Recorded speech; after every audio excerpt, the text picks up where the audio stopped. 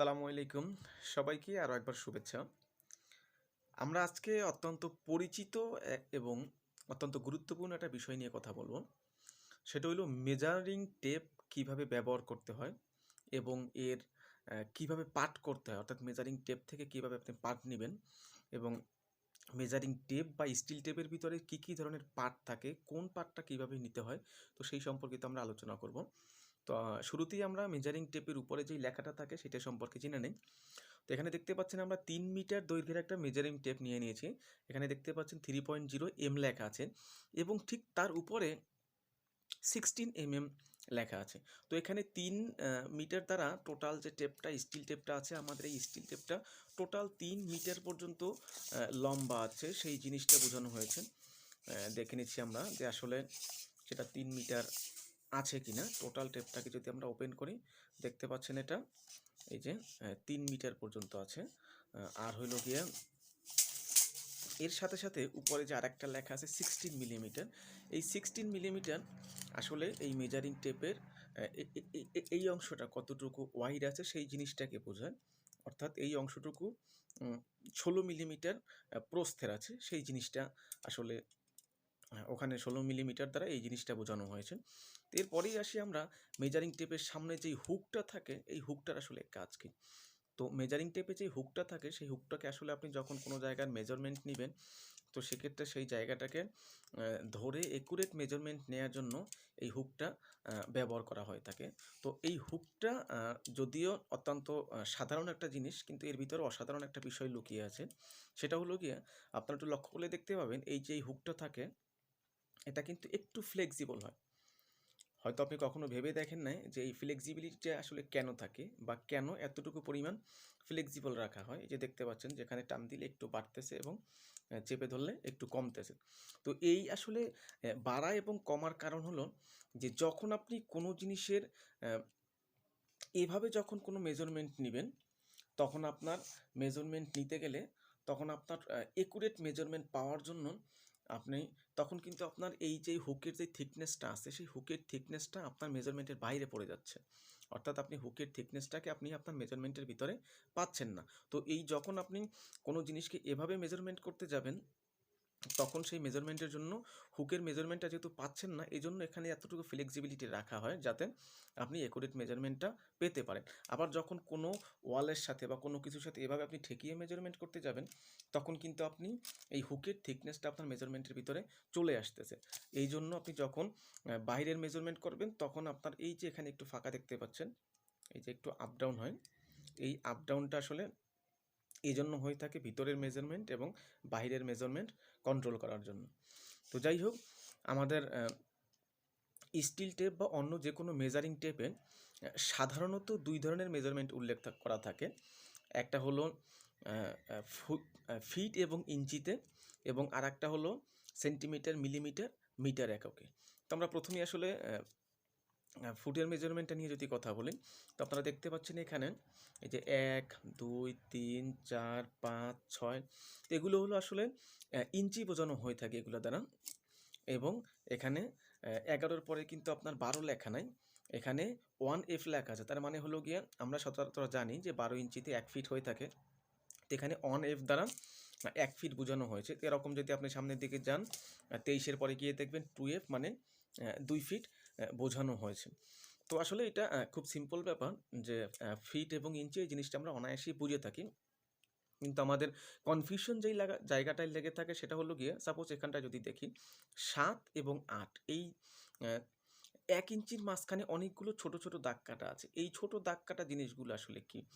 তো আমরা জানি যে ইঞ্চির যে ক্ষুদ্রতম এককগুলো, সেটাকে আমরা দুইভাবে লিখে থাকি বা দুইভাবে ব্যবহার করে থাকি। যেমন এখানে দেখতে পাচ্ছেন যে 6 এবং 7 বা 7 এবং 8, এই 1 ইঞ্চির মাঝখানে আবার আপনার 4টা ঘর আছে। যেমন আপনি যদি এখানে ভাগ করেন 1, 2, 3, 3টে ভাগ করলে 4টা অংশ হয়ে যায়। তো সেক্ষেত্রে আপনি এই অংশটাই দেখতে পারেন যে আপনি যদি ঠিক এই জায়গাটা দেখতে চান, 1,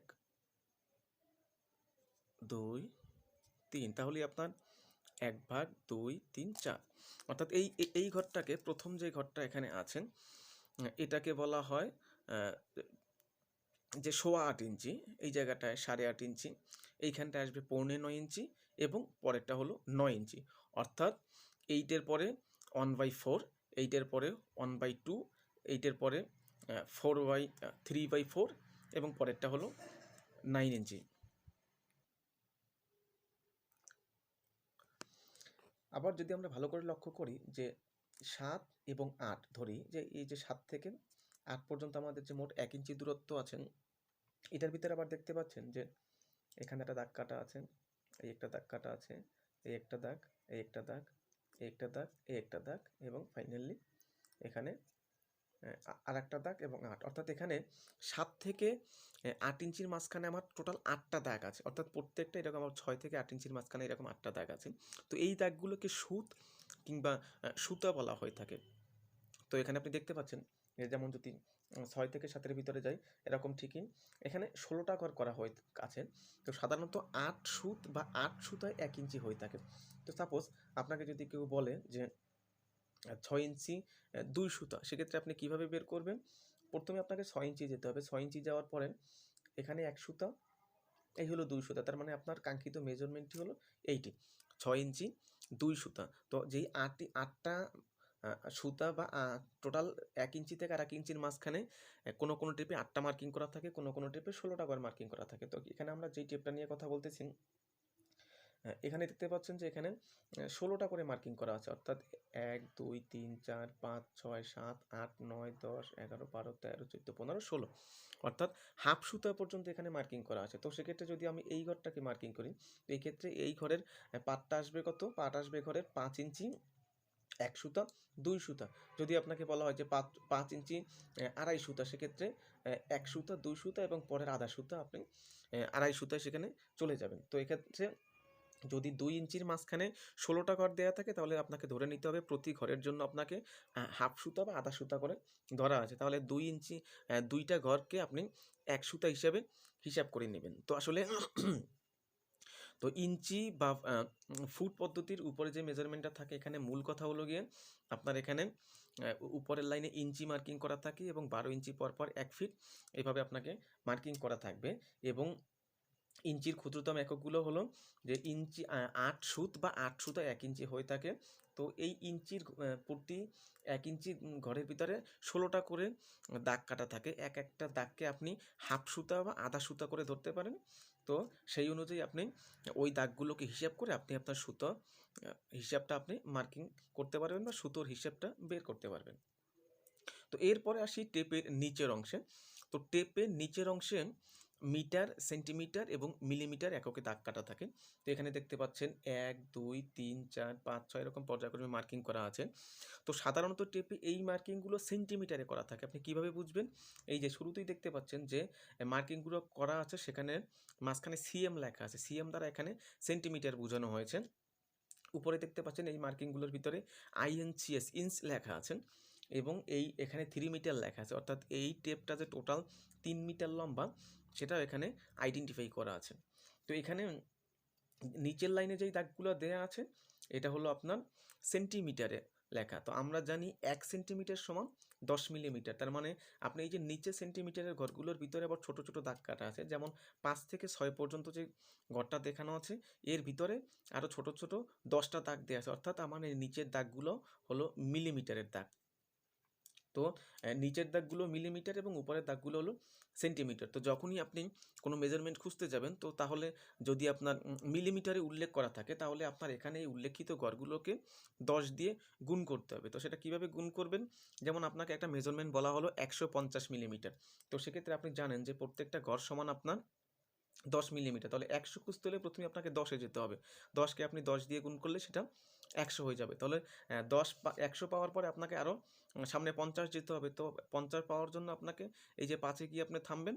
তাহলে 10 আর 5 15, 15 ইন্টু 10 মানে হলো আপনার 150 মিলিমিটার। এভাবে যদি আপনাকে বলা হয় 360 মিলিমিটার, তো 300 মানে হলো গিয়ে আপনার এখানে 30 যেইটা আছে, 30 সেন্টিমিটার মানে 300 মিলিমিটার।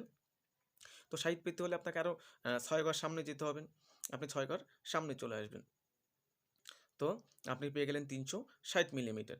আবার হয়তো আপনাকে বলা হলো যে 475 মিলিমিটার। তো 400 পেতে হলে প্রথমে আপনাকে 40-এ যেতে হবে, কারণ এখানে সেন্টিমিটারে দাগ কাটা আছে এবং আমরা জানি যে 1 সেন্টিমিটার সমান 10 মিলিমিটার। তাহলে 400 পেতে হলে আপনাকে 40-এ আসতে হবে। তো 475 বলা হয়েছে, তার মানে 40-এর পরে আরও 7 যেতে হবে। 7 যাওয়ার পরে 7-এর ঘর কোনটা? এখানে এটা আছে আমাদের 7-এর ঘর। তো 7 মানে হলো গিয়ে 70। তো 70-এর পরে আরও অর্ধেক যেতে হবে। আরও অর্ধেক হলো এখানে প্রতি 10 ঘরের মাঝখানে একটা কিন্তু যেটা 5 আর কি, সেটা কিন্তু বড় করে মার্কিং করা আছে। তো সেক্ষেত্রে আপনি 7-এর পরে মাঝখানে হাফ যে মার্কিংটা করা আছে সেটা হলো 7.5। আবার যদি আপনাকে সাপোজ বলা হলো যে 535 মিলিমিটার, তো সেক্ষেত্রে 500 পেতে হলে প্রথমে আপনাকে 50-এ যেতে হবে, কারণ 50 গুণ 10 মানে 500। আরও 35 পেতে হলে সামনে আরও 3 ঘর যেতে হবে, 30। 30-এর পরে আপনি যাবেন আরও 5, পেয়ে যাবেন 35।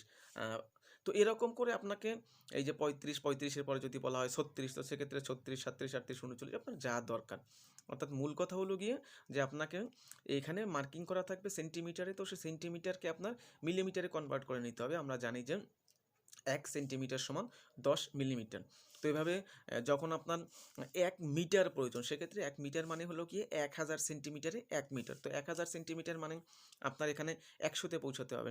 1000 সেন্টিমিটার মানে 1 মিটার। এখন কোনো কারণে যদি আপনাকে এখানে উল্লেখ করা থাকে যে 1250 মিলিমিটার আপনাকে খুঁজে বের করতে হবে, বা কোনো একটা মেজারমেন্ট 1250 মিলিমিটার প্রয়োজন, সেক্ষেত্রে আপনাকে 1250 মিলিমিটার খুঁজতে হলে আপনাকে 1200-তে যেতে হবে। তো এই যে 120 ইন্টু 10, 1250 খুঁজতে হলে আরও সামনে 50 যেতে হবে। এই যে আমি পেয়ে যাচ্ছি আমরা 1250 মিলিমিটার। তো আসলে এই হলো আমাদের স্টিল টেপ মেজারমেন্টের আসলে আদি অন্ত। যে স্টিল টেপে আমাদের 2 ধরনের মেজারমেন্ট উল্লেখ করা থাকে, ইঞ্চি এবং ফুট পদ্ধতিতে উল্লেখ থাকে, এবং সেন্টিমিটার, মিলিমিটার এবং মিটার পদ্ধতিতে উল্লেখ থাকে। তো প্রথমে আপনাকে আসলে আমরা সবাই সচরাচর জানি যে 12 ইঞ্চিতে 1 ফিট। তো সেক্ষেত্রে আমার ইঞ্চির মেজারমেন্টটা বুঝতে হবে, এবং সাধারণত ইঞ্চির মেজারমেন্টে এই যে প্রত্যেকটা ইঞ্চি লেখা আছে, 4 লেখা আছে, 4-এর পরে যেই ফুল যেই দাগটা দেওয়া আছে এইটা হলো গিয়ে 4 ইঞ্চির দাগ। 5-এর পরে যেই ফুল দাগটা দেওয়া আছে, 6-এর পরে যে ফুল দাগটা দেওয়া আছে। তো এরকম করে আপনাকে ইঞ্চি থেকে ফুটের মাপ খুঁজে বের করতে হবে, এবং ইঞ্চির ক্ষুদ্রতম একক যেইটা আছে সেটা হলো গিয়ে সুত বা সুতা, সেটা কিভাবে করতে হয় সেটা বের করতে হবে। এরপরে হলো গিয়ে আপনার মিটার, সেন্টিমিটার, মিলিমিটার কিভাবে করতে হয় সেটা আপনাকে খুঁজে বের করতে হবে, যে 10 মিলিমিটার সমান সমান 1 সেন্টিমিটার এবং 1000 মিলিমিটার সমান 1 মিটার। তো সেভাবে আপনাকে এই টেপ থেকে আপনি অনায়াসেই খুঁজে পাবেন। তো আসলে মূল কথা হলো কি, এগুলো আসলে মুখস্থ করে রাখার মতো জিনিস না। ব্যবহারের মাধ্যমে আপনি একসময় এগুলোতে এক্সপার্ট হয়ে যাবেন। আপনি যতটুকুই জানলেন, যতটুকুই বুঝলেন, এটাকে আপনাকে যদি প্র্যাকটিক্যালি ব্যবহার করেন, তাহলে আপনি এ বিষয়ে আপনার একটা যথেষ্ট সুন্দর ধারণা হয়ে যাবে আশা করি। তো আশা করি সকলেই বুঝতে পেরেছেন। ধন্যবাদ সবাইকে। আসসালামু আলাইকুম।